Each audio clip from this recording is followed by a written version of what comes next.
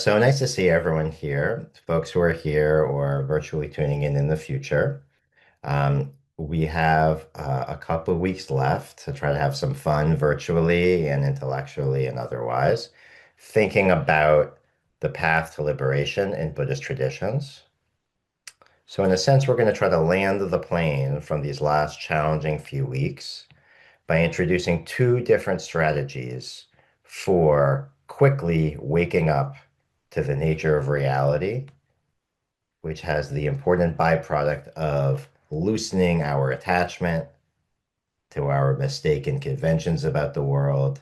And what we really care about is loosening our suffering and making us more skillful at helping others to loosen their own suffering. So that's the pitch. So we're going to see two strategies. Obviously, the qualification, which you always get from stickler college professors, is that there are many, many, many strategies for doing so. But we're going to be looking at two really influential ones. One from Japanese version of a Chinese form of Buddhism. The Japanese version is called Zen. I'm sure everyone has heard of Zen before. So we'll look at one very prominent, beautiful rendition of the Zen strategy from the 20th century that's been remarkably influential in the United States and is really quite stunning in its simplicity, which I think is going to be welcome for everyone, I hope, after all the difficult material, despite the fact that there's a lot of complexity hiding behind things, which is not going to surprise you. And then next week, we're going to do a similar strategy for thinking about just one facet of remarkably sophisticated Tibetan Buddhist approaches to waking up to the nature of reality quickly. And we're going to look at one, like, kind of, let's say, simpler approach to doing so. And in that way, while I'm imagining I will do my best to confuse myself and you all, as I usually do during this discussion and next week, so it won't be smooth sailing here.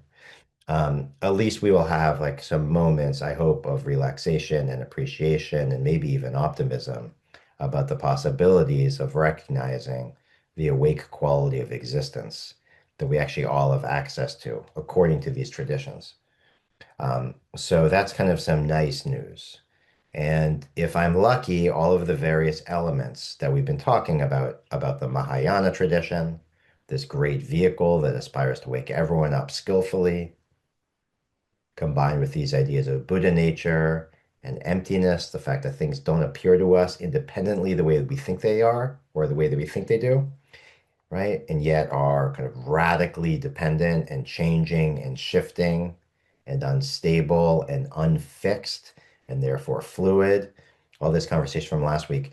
I hope you'll see, at least in a simple, in a little bit of a way, at least in some sense, kind of almost like the perfume of the relationship between these ideas and the practices we're going to get to today. That's the hope. And we'll see how it goes. All right. So just to dive right in here, we'll get a little bit of reading together today. We'll watch some videos so that it's not just you listening to me, although I do appreciate your patience. Let's start here with a couple slides just to get started. Okay, so this is a review, right? We've been talking about the Mahayana path. As we recognize, historians will say it's a new vision for the path to liberation from about 2,000 years ago, right? In the Buddhist tradition, they say that this actually vision has always been around. But regardless, the emphasis that you find in Mahayana texts themselves, like the Heart Sutra, we looked at a little bit last week, or like the Lotus Sutra, we talked about a couple of weeks before, right? Entails this vow to work to save all beings, right? And therefore, because we need to meet people where they are, to either wake them up in an instant, which is possible, says the Zen tradition, or slowly but surely lure people out of their conventional attachments.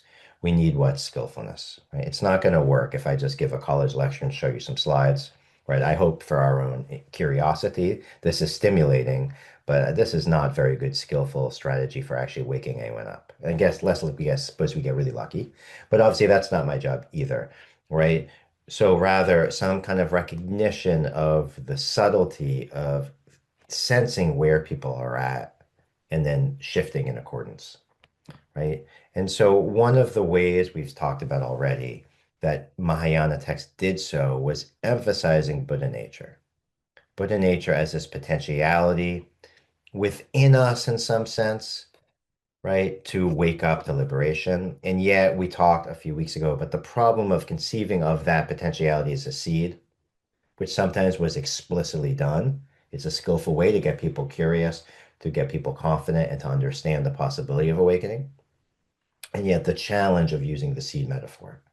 Why? Because it seems to imply that our liberation is something that you grow, that you nurture or you nourish by adding, right, nutrients in the soil, water, right, sunlight, and therefore growing something or akin to, let's say, a plant or a tree, whereas that tree itself would be just as dependent as all the other previous steps on things beyond itself, which means the tree of enlightenment or the great plant of enlightenment would itself be unstable and ultimately perish, right? It would be impermanent. So this is this trouble we talked about.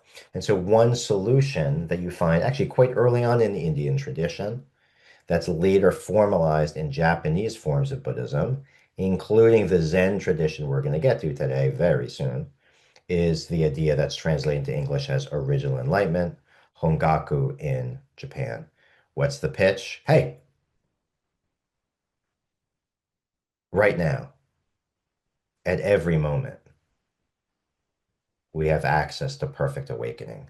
It must be the case that the awakened quality of experience, that quality of experience that allows for awareness, sensitivity, skillfulness, compassion, absent suffering, is in some sense eternal because it can't be created. If it's created, it won't last.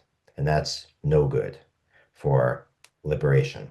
So this is one pitch to say, hey, the path is not a nourishing path, it's a discovery. We are not growing the seed.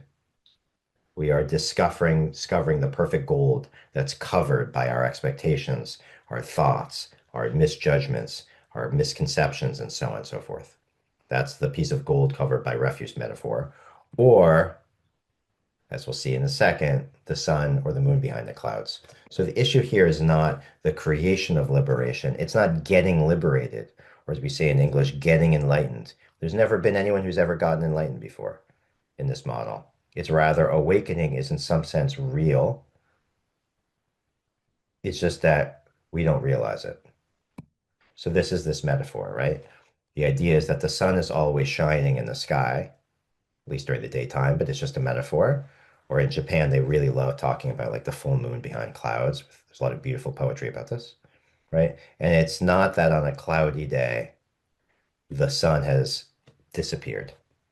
It's rather the clouds cover our access to what's always there, which is this brilliant, shining source of awareness. And what are the clouds as a reminder? The clouds are actually our judgments, our preconceptions, our ideas, our sense of me, right? And then on top of the sense of our misconceptions, our conceptuality, our sense of me, and our judgments, you get desire. It's not just me and stuff out there. It's I want the good things out there. I want, everyone on the Zoom I can see nodding and smiling, right? And then I want to push away the bad things, like grumpy faces frowning at me or something like that, or giving me the finger. I'm sure no one would do that. But like you imagine, right? But like we have this idea, right? It's I'm here, that's the world I have to contend with. And the moment we are in this negotiation, me on this side, the world on that side to be judged, we are in the world of cloud cover. You see? We can't see what's brilliant, which is our awareness in the first place. That's liberated. This is kind of an initial description. So we're going to lean into this. This is a really big deal in Zen. So what happens in a sense if you take really, really seriously this Hongaku model? You take really seriously the sense that we are already awake, right? Well, you have all sorts of problems in describing what the path is going to be like, right? Because if you are anything like me or you're a good American, you just want to know what you're supposed to do, right? Can we just get down to brass tacks? Like, what are the steps, right? Enough of all this talk. And we don't need more Japanese vocabulary, professor. Just like, tell me, what do I do? Right? And so this is a good question, right? Of course, this isn't just us. This is all human beings want a plan, right? And so one strategy or one version of the plan identifies itself as what's called Chan. So here you see what we call Zen commonly, which for a variety of reasons, mostly because of Japanese immigration to the United States, um, already in the late 19th and primarily in the early 20th century. Um, this idea of Zen has become quite popular. So, in any event, Zen itself is a Japanese rendition of, or set of interpretations of, or institutionalizations of this lineage from China called Chan. It's literally just Japanese pronunciation of Chan. See? And you have versions of this tradition still functioning both abroad and then their kind of counterparts in the United States, in Korea, where the tradition is called the Sun tradition, in Vietnam, where it's called Tien. By the way, for folks who know about Thich Nhat Hanh, who I think we've mentioned briefly today, before, he recently passed, was such like a beautifully popular teacher of mindfulness and global peace and awareness, all sorts of things.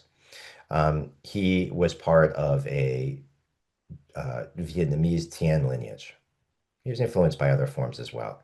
So in a way, when you're reading Thich Nhat Hanh books or poetry or watching videos or others, you're engaging in a certain Vietnamese style of Zen practice, say, right? And in Japan, you call it Zen, right? So this is just the footnote here, but since I'm a college professor, it's my job, right, to say that, well, what does Zen actually mean? All of the various connotations we have in the United States, and sometimes I make jokes here, but we'll skip that in the interest of time. But people think all sorts of funny things about what counts as Zen, right? There's rock songs and there's bars and there's clubs and there's fashion lines and they all call it, and people use the Zen as marketing in all these different contexts. But what Zen literally means is something quite simple. Chan is just itself a Chinese, very old one, pronunciation of the Sanskrit term dhyana. You can see at the bottom. Or jhana in Pali, which is a related language. And dhyana just is a name for meditation, for meditative absorption, meaning focused meditation, usually with a single object, where you're so focused on that object, other experience falls away. So, really, the Zen tradition as such just means the tradition that emphasizes meditation. Now, it's not the only tradition that emphasizes meditation, but this is going to be our focus today. There's one particular kind of line of treatment of meditation in the Zen tradition that aims to access Hongaku, the original enlightenment, in a regular way that is really, really compelling that we're going to talk about today. A certain strategy for what's called Zazen, sitting meditation. That's our agenda. Let's see if we can get there. So far, so good, I hope. All right, so in any event, this is the real trouble here. And in a way, this is like the part of the inspiration of structuring the class the way we have on Zoom the last semester or two, if you want to call it that, our fall Zooms and our spring Zooms, which is a very, very famous set of debates that seem to happen in China and were taken up in Japan in Zen communities about whether the path to liberation is gradual or sudden. So, how does this go? This is a theoretical tension. In practice, things look a little different, but it's a theoretical tension surrounding the problem of trying to create liberation by clearing away the clouds. You see? Because it's one thing to say the sun is always shining or the brilliant moon is always glaring, right? But when the clouds are in the way, what we want is access to the brilliance, and we don't want the rainy night day or the dark night, you see? And so there's this instinct, even if one recognizes that there's brilliance in all experiences, right? We want to eliminate the negative experience. You say, okay, professor, that's wonderful that the brilliance of awakening is even present in moments where I've had, a stomach ache, or I'm angry, or I don't know, I have a finger injury, right? Or otherwise. You say, can we like do away with that? Can we have liberation where we skip the injuries and the belly aches and the anger, right? And just get to the good stuff, love, compassion, all that, right? So this is a problem. The problem is because using the metaphor, we're going to have another metaphor in a second, right? The clouds themselves are the attachment. The clouds themselves are the judgment. The clouds themselves are the effort. We saw this problem last week when we talked about language and conventions, right, as being treated like They are absolute truth. So remember, we said that we have these Heart Sutra Mahayana texts that criticize attachment to even the four truths, which we went over so many times in the fall semester. Even on some level, the four truths, right, are dependent and changing based on our experience of them, which means that if we get attached to being like good Buddhists, always following the four truths, we are going to suffer. You may remember this hint. So, all the more so, this problem in the Zen tradition. If we're always trying to be enlightened, right? If we try too hard to purify our judgments, right? Our misconceptions of things, then we are just making it worse. And by the way, if you know anything about meditation or if you have a meditation practice, I know we've had a couple of people share their experience, you probably have a taste of what this is like. The harder you try, the worse it gets. One metaphor you have from some contemporary meditation teachers is to say, like, if you want to settle a glass, you got to learn to put it down. But if you hold it really tightly, like, oh, I don't want to, it's so embarrassing. I want to get the water to stop bouncing while everyone's watching me on Zoom. So I'm going to really like white knuckle it, right? Like hold tight, then it just makes it worse, right? So in a way, Zen takes this problem really, really seriously, right? That actually the very attachment to a path to liberation is itself trying to change something that doesn't have to be changed. Haven't you been listening? The gold is already gold. The sun is already shining. You don't have to do anything. Just relax. But don't try to relax. That's going to make it worse. So then what do you do? This is the problem. So welcome to the sudden gradual debate. So I'm going to give you a little bit of background so you get a taste of the intellectual kind of richness and complexity of Zen. And then we're going to do a contemporary example that I think is much more manageable. Fair enough? So you bear with me with the college stuff, and then we can do some kind of contemporary stuff. And hopefully we'll enjoy both of them in their own ways. All right. So there's this very famous debate in theory in China. Historians say maybe this is fictitiously dramatized, but we don't have to get into all that. It is a very influential encounter. It's an encounter actually in poetry, which is fun, that appears in a text called the Platform Sutra that most scholars think is Chinese. It doesn't really matter what its origin is for us. In any event, it's an encounter between these two figures, these two Zen figures, Shen Xiu and Wei Neng, sometime maybe in the late 600s, 700s, something like that in China. And they have a big fight. What's the fight about? It's a poetry fight. They have a poetry fight about the dusty mirror. So how does this go? A mirror is an unbelievably common image in these kinds of discussions, Indian philosophical discussions, and then Chinese discussions and Tibetan discussions about the nature of our mind, about the nature of enlightenment, right? If it's the case that a mirror is always perfectly reflective, it shines no matter what. You don't have to plug in a mirror. It's just like a sun. Sometimes if you leave your mirror right up in the attic, it gets dusty. You see? And so even though the mirror, the quality of reflecting of the mirror is perfect, you don't have to buy a new one. Is that clear? You don't have to charge it, right? Especially in the old days when mirrors were made with some kind of like silver, something like that. Right? You don't have to buy a new one. It's just you need to clean the damn mirror because what the problem is all the dust that's accumulated is keeping you from seeing the perfect reflection. You see the problem? So this is a metaphor like the sun metaphor. So then the funny fight between Shen Xiu and Wei Neng was whether or not you should clean the mirror at all, right? Which sounds funny, but it's a very profound um, argument. So the gradual argument was to say, if you want to get your mirror to be shiny, you got to wipe off all of the dust. Or like for us, you get your chemical spray and your rag, but not the wrong kind of rag, otherwise it makes it worse. Don't use soap. You guys get the drill, right? But the idea is you got to clean it. But then Wei Neng says, aha, Shenxiu, you fell for it. The very effort to clean the mirror is what fogs the mirror. And the brilliance is recognizing that the mirror is even reflecting when you can't see its reflection because of the dust, which is to say, I don't know if this is the English part or not, but to translate it back into text, the magic of the path is not purifying your thoughts, eliminating thinking, eliminating judgment, right? Eliminating anger, eliminating desire so that we can see the brilliance that's always there. It's rather recognizing the brilliance is there no matter what, without making the effort to clear away. This vision, the second vision that's associated with this guy named Wei Nung, they call him the sixth patriarch, right, is a demonstration of what's called sudden liberation because there's no prep. It's just, right. The awareness is always perfectly there. And the more effort you try to achieve it, the more you reinscribe a sense of you accomplishing something. So, like Carol, sorry. Eileen, sorry. Betsy, sorry. Right? You guys think you're getting somewhere by taking this class or doing anything else? Every time you think you're getting somewhere, you're just projecting your own desires to that you're special in some way, right? And therefore you're going to accomplish something, right? Even if it's humility, even if you say, well, what I want to accomplish is become a more humble human being, which all of us college professors would do well with some humility, right? But even that itself is what? It's the same problem, you see, because it's I'm trying to accomplish something. So this is the same issue for Buddhists. Even these Zen practitioners, even the famous ones, when they write their beautiful poetry about not achieving anything, they're still trying to achieve something. You see the paradox here? So we can't entirely solve this problem right away, but just to say this is a tension between sudden and gradual.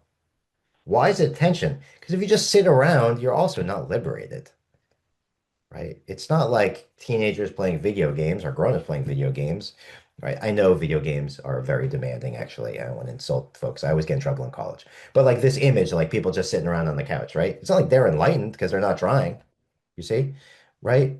Um, so there can't be just simply a giving up. That's not the path. But there can't be any attachment to the path. So is it sudden? Is it gradual? Is it gradual then sudden? Is it sudden then gradual? You have all of these different arguments and debates. And if you're confused, no problem. This is a confusing topic within East Asian Buddhism, especially within Zen. It's like one of the famous Zen arguments.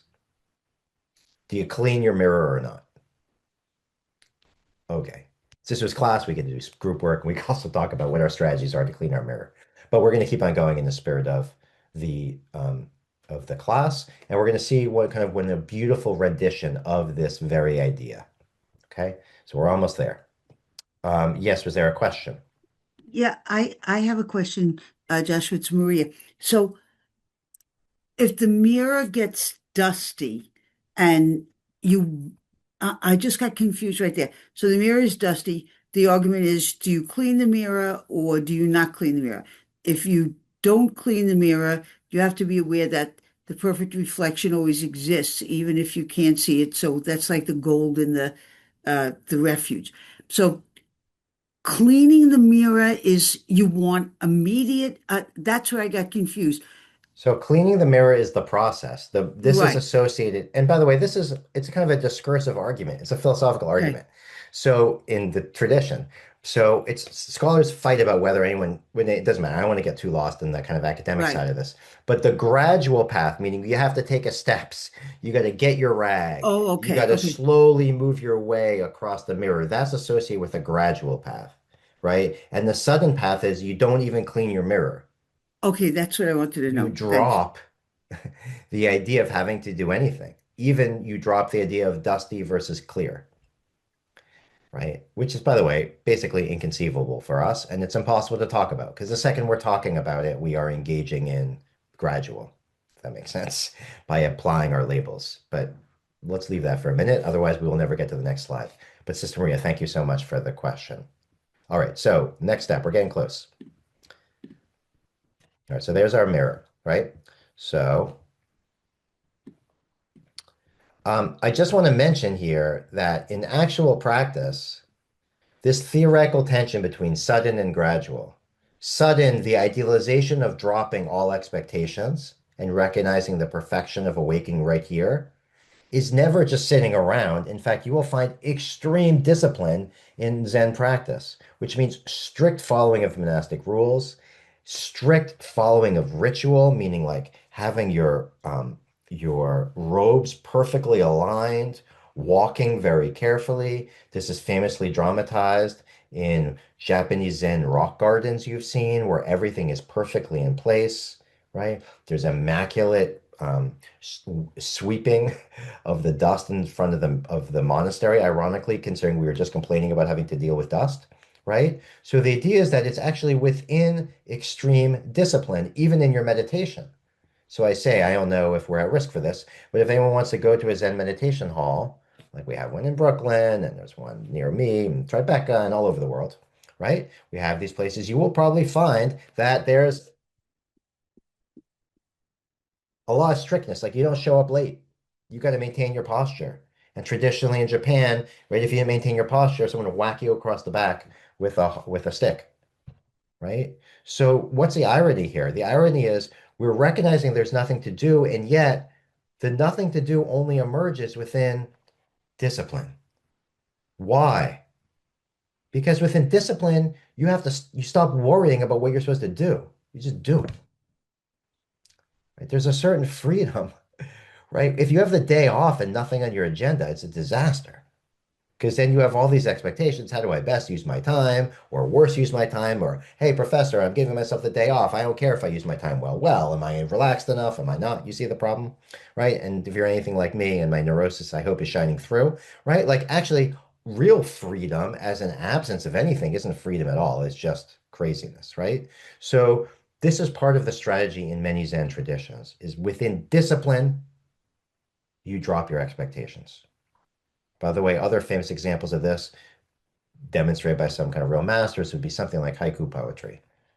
Not to oversimplify the complex art, but the idea is if you discipline yourself by only having 3 lines, 5 syllables, 7 syllables, 5 syllables, and you even limit the amount of things that you're going to be talking about. One line, in some sense, literally or figuratively, has to introduce the seasons, for example, right? Then the freedom, the openness, the dropping of expectations emerges. But if you could do anything, right? If it's just free verse, say whatever you want at any time, then it's impossible to drop our expectations. So this is, of course, a whole nother long conversation, but it's one of the reasons why Zen aesthetics are so fascinating because it's like the use of strict discipline to drop expectation.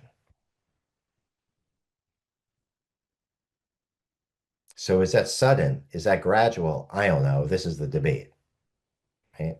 All right. So that's just a taste. As usual, I do my best to make things a little tricky. We're getting closer to simplicity, I promise. Maybe. We'll see what you think. All right, so where are we here? Right. Okay, so this is a strategy we need to understand our contemporary example. One of the most famous Japanese Buddhist philosophers and writers and thinkers and practitioners is a guy named Dogen who lives in 13th century Japan. This is a very rich time for Japanese innovations in Buddhist practice. There are a whole bunch of them. His is one of them. And to simplify a lot of writing he has, um, is this idea of just sitting. Shikantaza, just sit, which is to say, sitting in this case means seated meditation with strict posture, modeling yourself exactly like Shakyamuni Buddha looks if you go to the Met or other museums to see sculptures of Shakyamuni Buddha. You sit just like him. But this is clear. For Dogen, you don't meditate in order to become enlightened.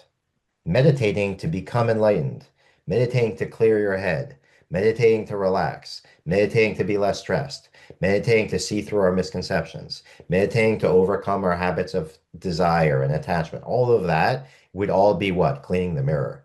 It would be trying to get the clouds out of the way. It would be trying to grow the seed. You see? None of that. So why are we meditating? Well, he says meditation is the expression of awakening. One way of thinking about this is, well, this is what Buddha did. So if Shakyamuni Buddha did, it's good enough for him, it's good enough for us. But he really takes us seriously. Every moment of just sitting there is the natural expression of original enlightenment. It's the not even allowing, it's like the witnessing of perfect awakening manifesting without anything to do. But the moment you're trying to be good at meditating, you're not meditating anymore. You see, you're not even doing it. Maybe you're sitting there, but that's not meditation, right? So then if you try to stop thinking, that's not meditation either. Just sit. expression of liberation. This is tricky. So why do we introduce Dogen? One, because he's fun. Two, because, and he's brilliant. Two, because um, this idea of shikantaza, just sitting, is one of the most clear uh, expressions of sudden enlightenment. Just sit, awakening. But also because he's a major influence, explicitly so, on one of the most influential meditation instructors in the history of the United States, or in the history of Buddhism in the United States. That's what we're going to get to. And this is the simpler piece. Simple, I don't know. It's maybe not really accurate. I'm probably lying to you. Hopefully, I'm lying to you skillfully, as the model from the Lotus Sutra, but it's not really simple exactly. But you'll see why I describe it that way, because it's precise. It's straightforward. Okay. So to return to our slides, and then we're going to get some text and some talk soon, right? This model from Dogen of shikantaza, just sit, zazen, sitting meditation as an expression of enlightenment without getting you anywhere, right, is um, the strategy that Shunryu Suzuki, sometimes called Suzuki Roshi. Roshi just means it's an honorific title for a teacher within the Zen tradition, right? Shunryu Suzuki, who lived in Japan, moved to the United States in, I think, the 50s and where he actually takes a job at a Zen community in San Francisco. And then in the 60s, all of these hippies start showing up. They kind of get word that there's a Zen monk around who looks kind of funny. He doesn't look funny, but again, imagine the kind of projection of people's expectations. There's a special short looking Japanese guy with a shaved head. Maybe he'll teach us to meditate. And the word gets out, and literally he starts to teach people to meditate in a garage in San Francisco. And this becomes the San Francisco Zen Center. The history of it's really interesting. Shunryu Suzuki, by the way, you'll see his name again here, is a fascinating human being with, by and large, a really tragic backstory, his life, but also a brilliant human being and still kind of a beloved teacher. So he has a strategy, and he dies very young in the 70s. So he has a strategy for teaching Americans, I mean, Japanese Americans, but also non-Japanese Americans, how to do shikantaza. And he writes one of the most famous, beautiful books about meditation that's still a bestseller if there's such a thing as people buying books. And that bestseller is Zen Mind, Beginner's Mind. Maybe some of you have seen it. So what I want to do is read a couple passages from Zen Mind, Beginner's Mind with you. And then we're going to watch two short clips of Suzuki Roshi speaking, both to get some of his content, but just to get his affect, which is part of the fun of the tradition, to see what does it look like when a real human being, and I assure you, this is just a normal, real human being, right? Take seriously the sudden path of just sitting. That's our job here. Ready?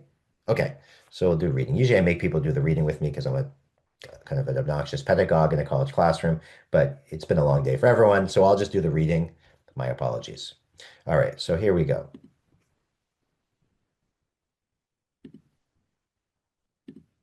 All right, so two passages from Zen Mind, Beginner's Mind. We're really just going to read two paragraphs.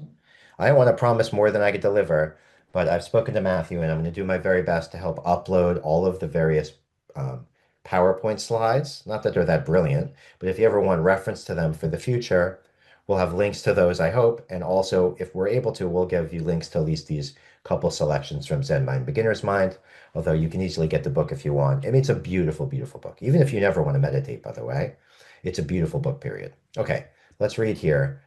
Suzuki Roshi's 20th century interpretation for primarily non-Japanese meditation seekers in San Francisco about just sitting. All right. What does he say? He says, nothing special. If you continue this simple practice, the simple practice is sitting meditation. If you continue this simple practice, you will obtain some wonderful power. Before you attain it, it is something wonderful. But after you attain it, it's nothing special. I do not feel like speaking after Zazen. So again, Zazen is just sitting meditation. Why, Suzuki Roshi? Don't you have lots? Aren't you inspired by the sitting practice, right? Excited by the brilliance of awakening, right? Desiring to create wonderful community and share. What's the problem? Well, he's going to tell you. I do not feel like Speaking, I feel like the practice of Zazen is enough. Again, just sitting. But if I must say something, I think I would like to talk about how wonderful it is to practice Zazen, to practice sitting meditation. Our purpose is just to keep this practice forever. Notice there's nowhere to go. We're not growing anything. So, in some sense, life just becomes sitting practice. Let's see what he means by this.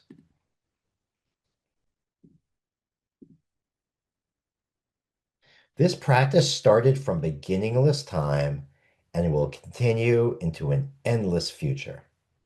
Strictly speaking, for a human being, there is no other practice than this practice. There is no other way of life than this way of life. Zen practice is the direct expression of our true nature. And you may remember our true nature is the brilliance of Honkaku. So we don't meditate to do anything. In a way, meditation of sitting is the background of all experience, period. It's just that when you sit there and drop any goal-oriented activity, it's naturally expressed. So this is simple in that there's no process, there's no path even.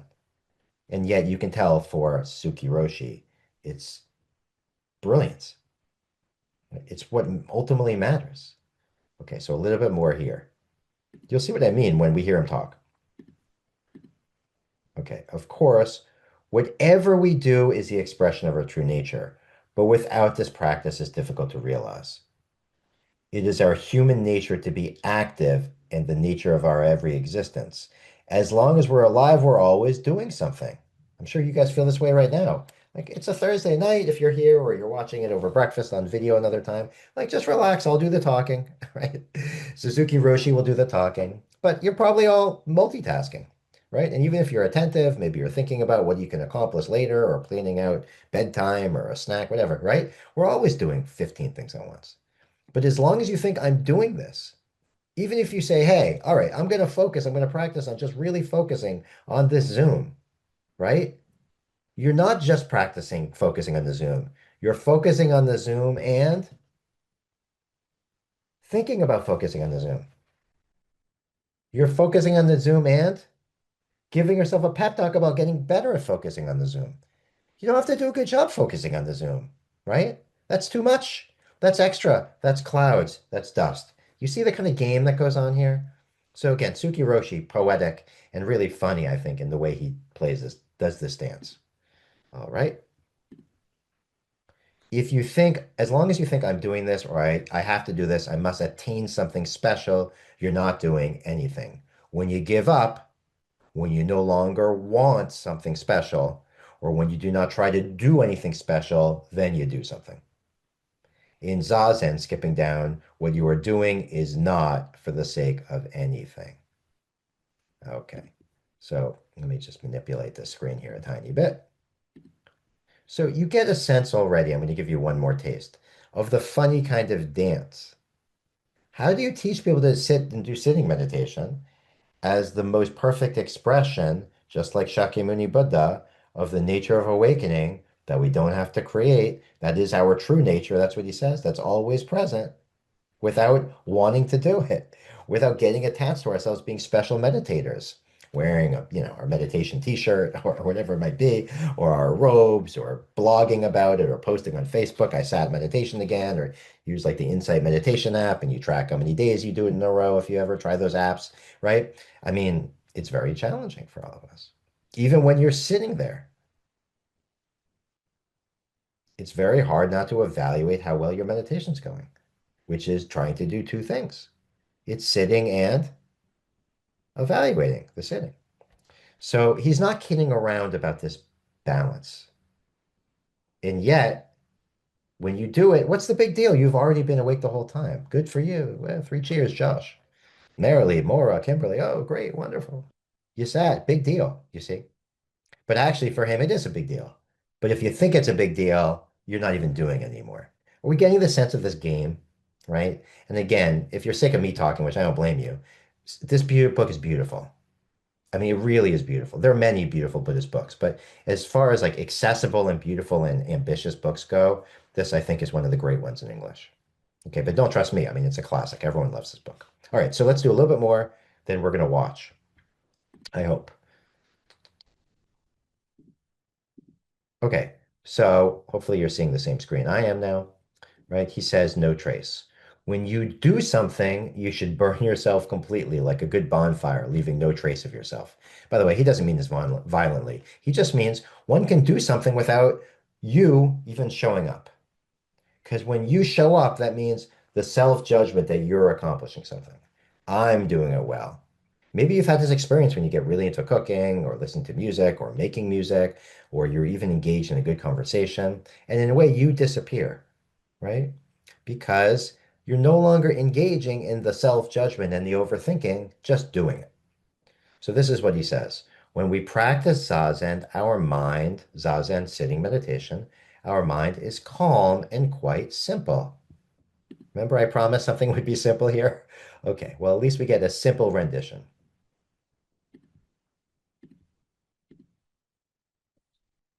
This is because before we act, we think, and this leaves some trace. He's explaining, as in the line before, why our mind always feels so busy. I was showing a different video in a different context to a class today, and one of the metaphors was to say that our mind, or at least our awareness, feels like a busy highway because someone's going this way, and an idea's going this way, and someone's honking, and it's noisy, and there are signs to read, right? So he says this is because our business is because before we act, we do thinking, and the thinking leaves the trace. The trace, for example, would be something like the clouds or the dusty mirror. Our activity is shadowed by our preconceived idea. We never do anything without having expectations on how it's going to go or what the best outcome is going to be. The thinking not only leaves some trace or shadow, but also gives us many other notions about other activities and things. By the way, if anyone's done meditation, which I know some of you have, you know what he's talking about here, which is to say there's never just one independent idea on its own. The second you attend to that idea, it spins into others. When we do something with a quite simple, I promised, with a quite simple, clear mind, we have no notion or shadows, and our activity is strong and straightforward. Notice the discipline. But when we do something with a complicated mind in relation to other things or people or society, our activity becomes very complex. This is like a very I feel like this next sentence makes me and many people feel very guilty. Most people have a double or triple notion in one activity. There's a saying to catch two birds with one stone. This is what people usually try to do, right? But to go back to what he's saying, if you simply do something with a simple, clear mind, your activity is strong or straightforward. All right. So I hope we're at least getting a taste of his rhetoric. Yeah. That actually it's the simplicity, the allowing yourself to have sufficient structure to just sit that allows the brilliance to emerge. And by the way, that brilliance doesn't just emerge when you're in meditation, but meditation is a great way to practice. And for him, meditation, just sitting, can be, making eggs or kindly listening to a friend or whatever it might be, playing your musical instrument, or I don't even in theory, if you're really skilled, getting into a debate with somebody. But fundamentally, the expression of this natural awakening, which is dropping, you get a lot of dropping language in Zen. Dropping self, dropping judgment, dropping attachment to your own body, dropping expectation of getting things or holding things or improving things, right? That dropping emerges perfectly in sitting meditation. So wonderful. All right. How are we doing? So this is one version of this of the quick path of the sudden path. Again, straightforward in my presentation, certainly not, but I hope at least we're getting a taste for the message of simplicity, which, by the way, is very, very, very uh, appealing in a certain way, without overstating it, but also I think validating. Yeah.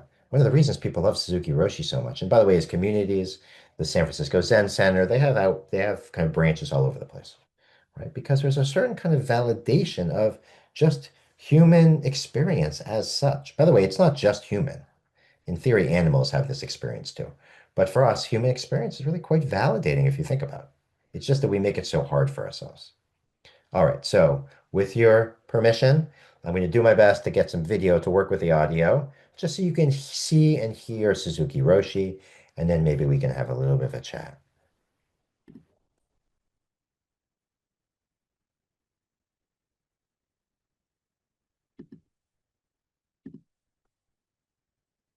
Oops, wrong spot.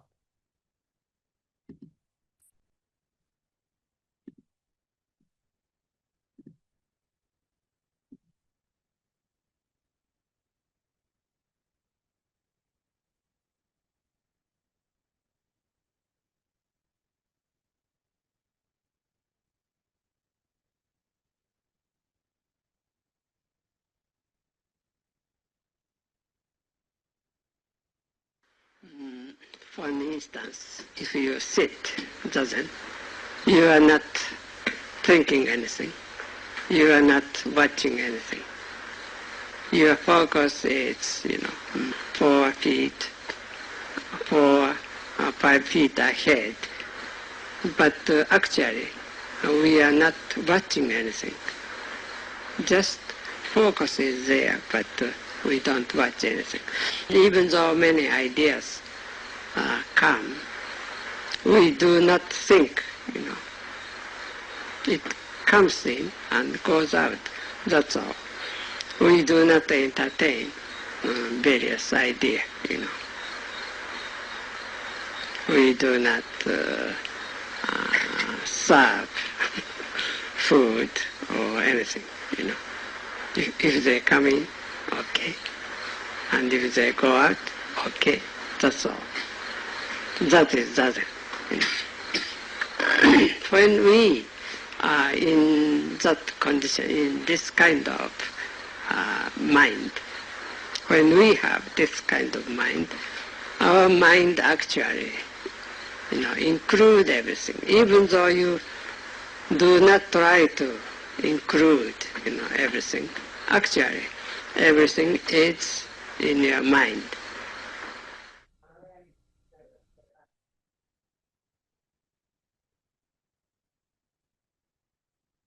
So if you will bear with me for 1 second, I have a second video we can watch that has temporarily disappeared, just to get a taste of kind of his simple optimism in light of the possibility of Hongaku, the natural expression of awakening, emerging in the simplicity of meditation.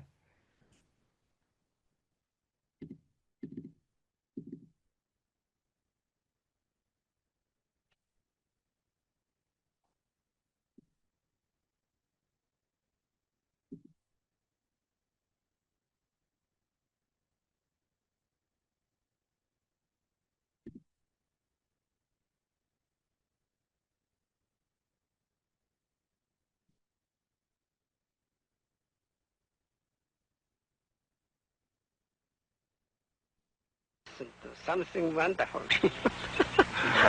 It means that to ignore the word which we are listening now. When you think Buddha said something wonderful, and I must find out what he meant, then your mind is directed to Buddha's words, so you don't hear the words. So always we sacrifice various actual reality because we stick to something. And we stick to something which looks like very good, but that is not so good.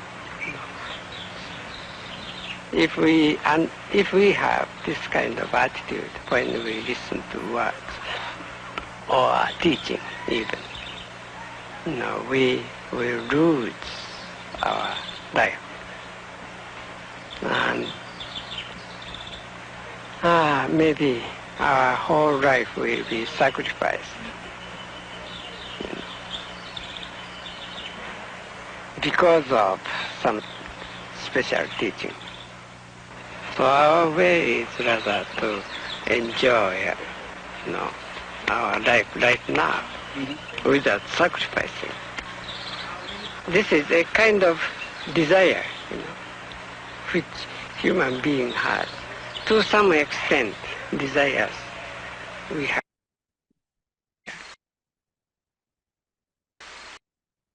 Oops. So the clip switches there. So I want to pick up on what you're saying. So again, and I can post links if you want to watch a little bit more extensively. I hope at least before we talk about the content, we get a little bit of a taste of his kind of joyous, biting simplicity, right? So when we say simple, we don't mean like simple-minded condescendingly. I mean quite the opposite, actually, and yet a real commitment.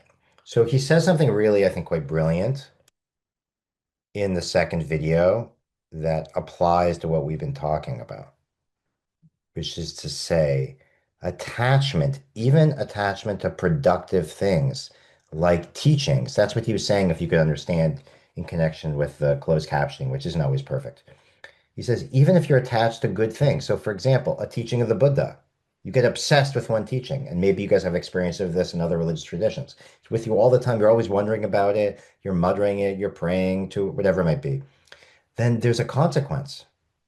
Even, for example, the what we talked about last week is the attachment to something like the Four Truths can be a problem because of what happens. Amongst other things, you sacrifice your life. What does that mean? It means you miss out on things. Say, oh, wonderful that you were praying or you were reading scripture or you were reciting Buddha's sermons or words, right? Or you're even chanting Heart Sutra. But guess what you didn't see or experience? The birds chirping, the wind blowing, the subtlety of the movements and gestures or facial shifts of the human beings in front of you, you see? The bitter tastes, the sweet tastes. You miss it. Why? Because attachment, judgment, clinging, desire to accomplish something is itself the clouds, the dust, you see, and it prevents the brilliance of awareness. And as you can see, for him, the brilliance of awareness is something to celebrate. It's fun. He said that even. Like, we try to have fun. By the way, he set up a farm, Green Gulch, up in San Francisco, north of the city, actually, in, I guess, Marin. And so there's hard work, there's discipline. It's not easy to run a farm. And yet, the idea is within this discipline, if you drop trying to accomplish things, there's the joy of experiencing what's always there, which is the simplicity of perfect awakening. All right. So we'll end like kind of the pitch a little bit early. Let me just make sure we have, yeah, that's plenty from our slides. We'll end the pitch a little bit early to see if you guys want to talk about it. But I hope at the very least, right, you give yourself the gift of looking at Zen Mind Beginner's Mind or watching some of these Suzuki Roshi clips. By the way, not because he's representative of all Buddhist traditions. There's so many different approaches. Yeah. But it really is beautiful, at the very least. Agree, disagree, are attracted to, or repulsed by his statements, whatever it might be. There's really something quite beautiful about his skillfulness, remember from the Mahayana, at speaking a language in English to people living in the United States while simultaneously totally undercutting so many American cultural values, right? This is what I mean by skillfulness. Like he speaks our language in a way that's straightforward, in some cases beautiful and affirming, and simultaneously, he's cutting expectations. He's cutting, especially our cultural expectations, which is to always be efficient and accomplish things and to lead the most satisfying life and the happiest life and so on and so forth, which is just to say he's the real deal. Yeah. So that's an open invitation if you want to spend more time with him. All right. So a little bit before 8 o'clock, but I would be thrilled if anyone wants to respond to the videos or the reading we did, ask questions, or we could go really in any direction since we still have a little bit of time. Thank you for your patience and listening to me again tonight.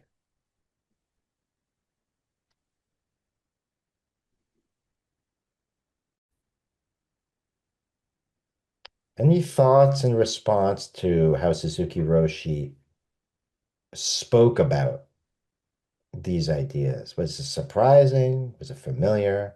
Was it comforting? Was it just confusing? Yeah, please. I don't know what SG stands for, but please, why don't you just jump right in? I had to unmute. So if you're doing Zazen, then how does that translate into your everyday life as a teacher, the baker, the whatever? I I can't speak from experience, of course, but the idea, I mean, maybe a tiny taste, but I can't really speak from experience. But the idea is that all of those activities are expressions of Zazen. But it doesn't just happen. This is the sudden gradual piece. You can't skip the sitting part because the sitting part is like the most bare expression of awakening, dropping expectation. But then the idea is it kind of seeps into your practices. And then you no longer have to bake perfectly. You just bake. You oh no longer have to you no longer have to teach perfectly. You just teach. You no longer have to argue perfectly. You just argue. You get a lot of talk like this in the Zen tradition, both in kind of 20th century English versions of it and in the tradition itself. But the idea is this is why the sudden gradual piece is tricky. You're not doing anything by sitting, but you're practicing doing nothing. And without practicing doing nothing, we're going to fool ourselves. Even if, as is very common and popular today, we pretend that we're doing things mindfully, which, by the way, there's worse things to do than try to be mindful in your activities. But I think inevitably, if we're being a little critical here from the perspective of this tradition, a lot of people think that they're being mindful and they're just trying to add another layer of accomplishing. You see, it's like the multitasking, right? I'm not just parenting now, I'm parenting mindfully. So good, it's good. I can do two things at once, right? Does that make sense? And so yes, I yes. think that the sitting is the practice of not doing anything. And then there's no reason why baking couldn't be equally practicing not doing anything. So you just get into your baking, um, and not think about the outcome, or you just do it. Yeah, but in a way, like that's probably what professional bakers do. Maybe not Mm. all, but like if you're an amateur, it's very hard. You can't just do that. Just naturally you'd be worried about it and having to learn the steps. Is it Hmm. possible to be an amateur baker? Of course, and be non-attached, of course. But in reality, again, we're talking about skillfulness. It's usually the masters who are able to take themselves out of the experience. So, Patricia, yeah, that's really nice. So, I don't know, Patricia, if you have, I'm just responding to a comment in the chats if you have a particular creative practice you're thinking of. But I think it's very common, yeah, that people who have an artistic habit or otherwise have kind of tricked themselves into not trying because of the discipline. And then it only happens later that the sometimes crippling or maybe productive, right, evaluation happens. But in a way here, there's no need for an evaluation. I don't mean this as self-help. I don't know what would be good for anyone's creative practice here. But I mean, from the perspective of the tradition, there's nothing, it doesn't matter, right? Like the evaluation literally doesn't matter.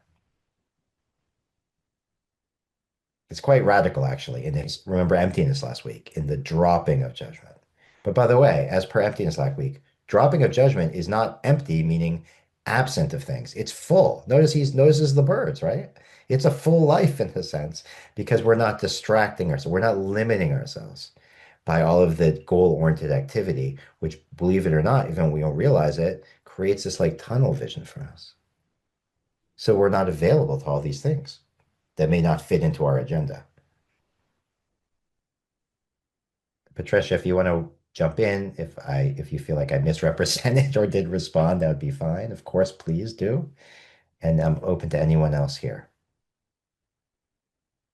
Hmm. Yeah, please, Sister Maria. Yeah, I was thinking every week so far, I've described the class as mental gymnastics. This is the first time I don't feel that way. I Mhm. thought listening to Suzuki, that's his name is, Yeah. Roshi Suzuki, was a very peaceful experience tonight. It was wonderful. Um, and I love that idea about um, even when you're focused on the teaching of the greatest master, right? You're missing out on so much. And I mean, as a person who's in a religious community, where we focus sometimes on structures, on words, on saying it this way or doing it that way, we can be so taken up with uh, the perfection of structures or ways of doing things that we miss the birds. Um, we don't see the trees or the leaves, and we pass each other by in the hall without really recognizing who the other person is. So I that was wonderful tonight. Thank you. I enjoyed it. Real to hear.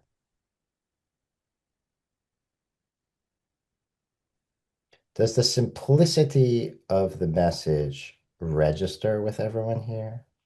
Absolutely. Yeah,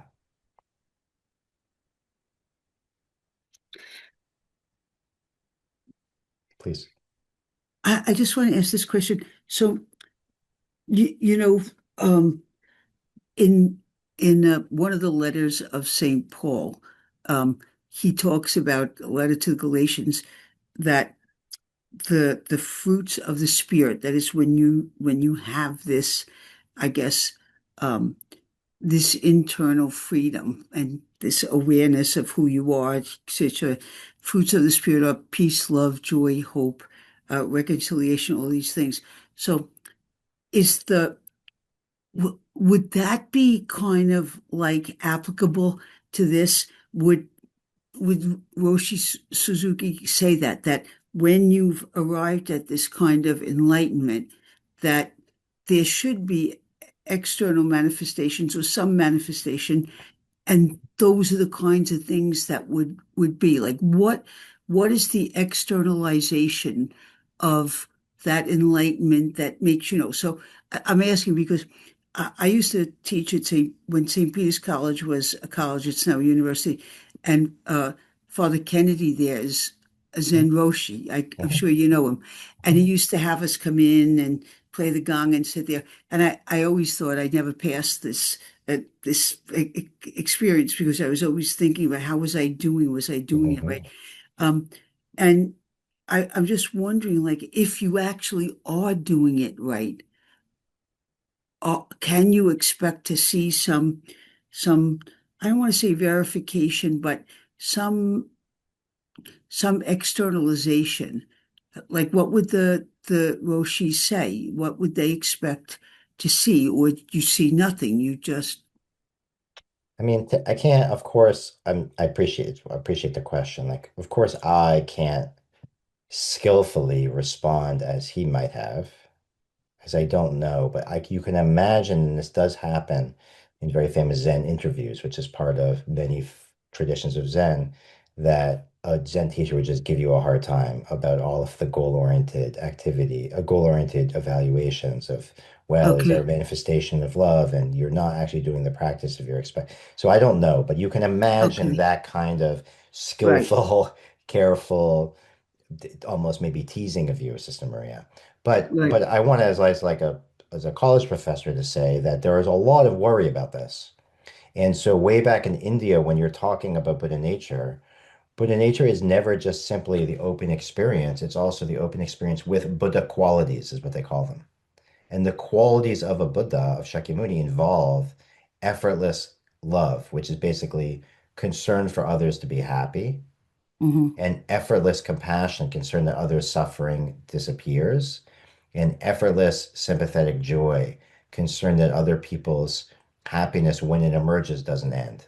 There's other ways of evaluating this, but patience would be okay, one of them. So got it. in the early Indian tradition, there is this idea that actually the sun or the moon or the shining mirror isn't just like it's not that like I'm a robot and I turn on, right? It actually is like overwhelmingly skillful with these kinds of qualities that some of which you're mentioning. And by the way, I think we all have experienced human beings, maybe some of you, I don't know, right, who naturally seem to like effortlessly express their availability for love and compassion, right? I mean, it's not perfect, maybe, but like I think often we're in the presence of people and you kind of feel that. So I don't think this is me speaking that you're wrong in a sense, Sister Maria. Like that being around folks who are able to drop the expectation of accomplishing and open up to the brilliance of awareness often maybe do have that capacity to, or just effortlessly are kind of available. I think that's the nicest way of putting it. Available to be loving and concerned and considerate. So that's kind of my editorial, especially in the Tibetan tradition, which we're going to talk on next time a little bit. Well, I'll try to keep Mhm. it simple. It's the same vein. It's very similar to some of what Suzuki Roshi says. They really emphasize that this quality of compassion, meaning presence with other people suffering naturally Mhm. Got it. is part of the package in a way. It's like built into the hardware. But I don't want to jump into that yet because I feel like Okay. I'm putting words into Suzuki Roshi's mouth that are probably not very Suzuki Roshi style. It makes sense. Mm. But I appreciate the question. I think you have another comment in the chat. So I don't I appreciate, yeah, Marilee, the wonderful question about like I don't know how Suzuki Roshi would approach this. Um, but I just don't know. But I think the idea here is not that birds are good and the words of Buddha are bad, right? Right. In fact, if you are present in any activity that you do, whether it's baking bread or studying the words of the Buddha, that attentiveness without layering on, you've heard me say it so many times today, expectations, judgment, yourself, allows the experience to be what it is. But that doesn't mean like you're distracted trying to check up on everything, right? It is what it doesn't matter. If you're reading the words and you're chanting and you get a taste of the meaning of the four truths, fantastic. If you are also noticing the feeling of your body or the birds, fantastic. If you're noticing your study partner or your teacher, fantastic. If it's free of all of the extra business, you see? So it's even like the idea of should, right? Or do you, as you suggest. Again, I know it's unpleasant to hear it over and over again. It's kind of stubborn, but I really think the Suzuki Roshi pitch is dropping that. Dropping do you, should you. Just drop it. Because when you're in it, it doesn't matter anymore. I mean, it's just like, I don't know, give you an example. I have, I don't know if this registers, but you know, when you ever in a conversation with a friend and you feel like you should be a good listener and you try. So then what happens? If you're anything like me, you start practicing your answer. But you say, okay, how do I practice my answer in a way that acknowledges I'm listening to the person and like maintain eye contact, right? And this, by the way, this is, you're trying, right? And I assume some of you are better at this than me, but like I'm trying. So then like you're listening, but you're planning a question. But then what happens to me every time I do that is it's not that I don't listen to the answer. In a way, I'm really attending, but then it doesn't like register. Like I don't remember anything. This happens to me. It's kind of embarrassing. I don't mean to overshare here. This is a Zoom for folks I don't know. And the least interesting thing on the Zoom is me. But and sincerely, like this happened to me a few times, like where you have like a really nice conversation, you feel like you're getting to know someone, and then you just don't remember the content. That's embarrassing and you ask them like, "Oh, how was your kid?" and you don't remember that it was a girl or a boy or whatever because and they think like, "What's crazy? I thought we had a real conversation about this," you see? And at the moment I was trying to have a conversation. It's not like I was on my phone and distracted, you see what I mean? But the point is, this is a long way of saying the effort to do something well, even if there's some benefits to it, sometimes gets in the way. Like the planning, the organizing, it can limit, even if that motivation is altruistic, let's say. So the last thing to say about this, to further complexify what I hope is the simple day, is that there's a lot of talk in Indian Buddhist teachings about how the best kind of giving is giving without a giver, a receiver, or a gift. the best kind of like listening, that's not one of the terms they use, but for us would be the best kind of listening would be listening without a listener, a speaker, or listening. Why? That and you could just argue is incoherent. Maybe this is emptiness talk from last week. That's a little bit challenging. But the idea is like the second we're labeling, even subtly, I'm the one being the good listener, you're the one sharing, we are bonding or having an experience. It just is going to slightly alter, right? And the possibility here is that it's just not necessary. So I don't mean to be sermonizing because literally, what do I know? But you get reports of this, right? So I think to actually answer Marilee's question, one could imagine studying or listening or reading scripture in the same facet. Why not?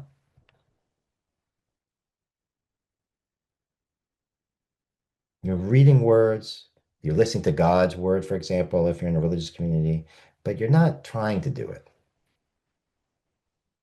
Maybe more is going to come through. I think that's the kind of the hope. I don't want to say the promise because if we get into the promise business, then we're into the clouds and the dust and all this. How is that for making this simple complicated? Thank you for the questions. We're almost there here, I think, with time. Does anyone have any final concerns?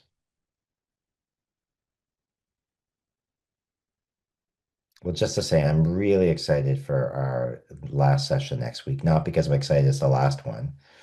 This is really fun for me, so I appreciate you sticking along for the ride here. But some of the Tibetan spin and imagery, actually picking up on mirrors, but discussed in a different way, is really beautiful, I think. I particularly feel strongly, partially just because of my own background and having studied this stuff a little bit more thoroughly. But there's some really beautiful ideas. Not in competition to Suzuki Roshi. I don't mean it that way at all. Suzuki Roshi is clearly like quite a beautiful, stunning, influential figure, and inspiring for so many people. But I am excited to get into the last round. So I hope that you will all bear with me then and maybe bring a nice spirit of discovery to our last session together. There's some good stuff. We're not quite done yet. Let me put it that way. But thank you again so much for listening and Yeah, participating today. that's great. Thanks, Sasha. That was wonderful. So this week, I think we have to decide whether we want to dust our mirrors uh, or not. So Or not. That's right. something to think about. Good night, everyone. Thank you so much. Have a peaceful evening and a peaceful spirit. Good night. Carolyn McAndrews wrote to everyone, thank you. And the same to all of you. Good night now. God bless. Thanks, Josh.